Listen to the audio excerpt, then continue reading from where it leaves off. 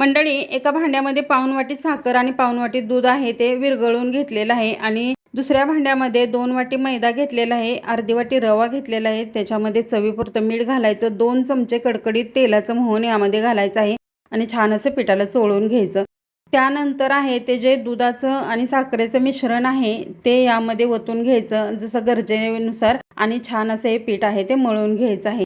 त्यानंतर 1 तासासाठी हे पीठ आहे ते तसंच भिजत ठेवायचं आहे, कारण ह्यामध्ये रवा आहे तो रवा छान असा फुगला पाहिजे। त्यानंतर याचे 2 गोळे तयार करून घेतलेले आहेत। अगोदर छान असं मळून घ्यायचं आणि लांबट आकारामध्ये 2 गोळे बनवून घेतले आणि चाकूच्या साहाय्यानं गोल असे पाऱ्या करून घ्यायच्या आहेत आणि लाटताना एवढं पातळ लाटायचं आहे छान असं, कारण हे जे कडकणे आहेत ते जाडसर ठेवायचे नाहीत, जितकं लाटता येईल तेवढं पातळ लाटून घ्यायचं आहे। तेल आहे ते नॉर्मल गरम असावं, त्यामध्ये हे कडकणे आहे ते सोडून घ्यायचे। थोडासा कलर चेंज झाला का हे कडकणे काढून घ्यायचे। पाहू शकताय अजिबात न तेलकट होणारे हे अगदी खुसखुशीत असे हे कडकणे तयार झालेले आहेत। नवरात्रीमध्ये नक्की ट्राय करा आणि कमेंट करून सांगायला विसरू नका। धन्यवाद।